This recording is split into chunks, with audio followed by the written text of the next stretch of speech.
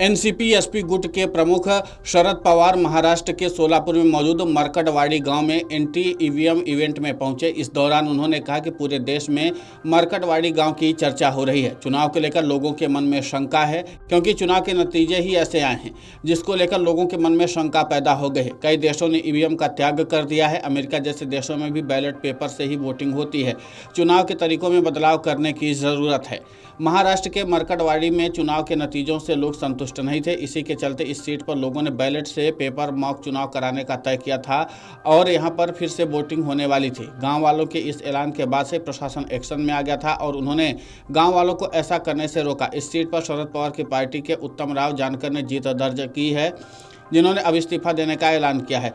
मरकटवाड़ी गांव सोलापुर में मालशीरस विधानसभा क्षेत्र के अंतर्गत आता है। शरद पवार की पार्टी से जीते हुए विधायक उत्तम जानकर ने मालशीरस विधानसभा से इस्तीफा देने की बात कही है। उन्होंने इस्तीफा देने की बात कहते हुए कहा कि विधायक पद मेरे लिए महत्वपूर्ण नहीं है, मेरे लिए लोकतंत्र महत्वपूर्ण है। मैं अपने विधायक पद से इस्तीफा देता हूं। साथ ही उन्होंने कहा कि अगर मालशीरस विधानसभा में उपचुनाव हो तो बैलेट पेपर से कराएं।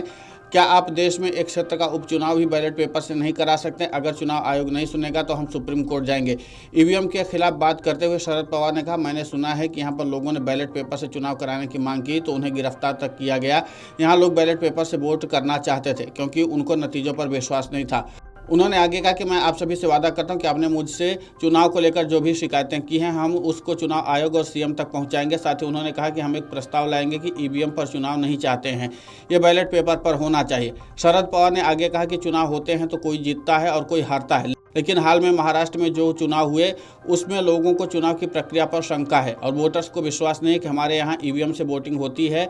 लोग वोट देते हैं और पूरे विश्वास के साथ बाहर आते हैं, लेकिन चुनाव के नतीजों ने उनके बीच में शंका पैदा की है। शिवसेना यूबीटी के नेता आदित्य ठाकरे ने कहा, जनता की मांग सिर्फ ये है कि वहाँ पर बैलेट पेपर से मॉक पोल कराए जाए। मॉक पोल से कुछ बदलने वाला नहीं है। सरकार के जो नतीजे हैं वो इससे बदलने वाले नहीं हैं, लेकिन इससे ये पता चलेगा कि सत्य क्या है। उन्होंने आगे कहा कि ये देश सत्यमेव जयते पर चलता है, न कि सत्तामेव जयते पर। सत्तामेव जयते पर चीफ इलेक्शन कमिश्नर चल रहे हैं। एनसीपी शरद पवार गुट के नेता जितेंद्र अम्हाड़ ने मरकटवाड़ी गांव के लोगों के दोबारा वोटिंग कराने के कदम को लेकर कहा, देखो ऐसा है जो कुछ हुआ है, हमने तो मरकटवाड़ी के लोगों को नहीं कहा था, ये गाँव ने निर्णय लिया है, वो सब गाँव ने किया है। उन्होंने महायुति पर निशाना साधते हुए आगे कहा, अगर इसमें आप लोकतंत्र पर भरोसा रखते हो तो आपको रोकने की क्या ज़रूरत थी? आम आदमी अगर चाहता है कि वो खुद के पैसे से कोई काम करता है, आपको क्या ज़रूरत है उसके बीच में जाने की? उनको गिरफ्तार करने की क्या ज़रूरत है? आप इतना क्यों डरते हो?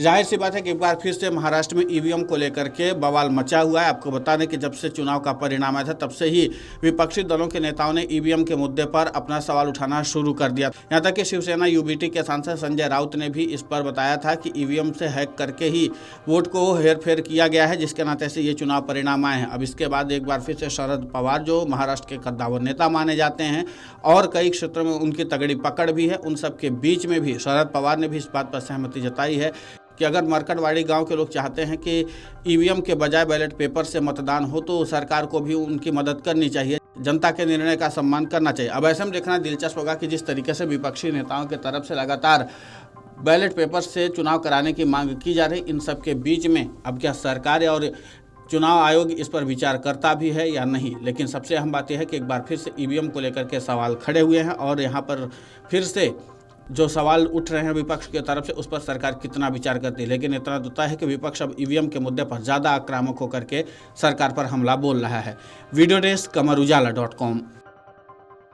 अगर आप ये वीडियो YouTube पर देख रहे हैं तो हमारे चैनल को सब्सक्राइब कर बेल आइकन दबाएं और Facebook पर देख रहे हैं तो हमारे पेज को लाइक करें।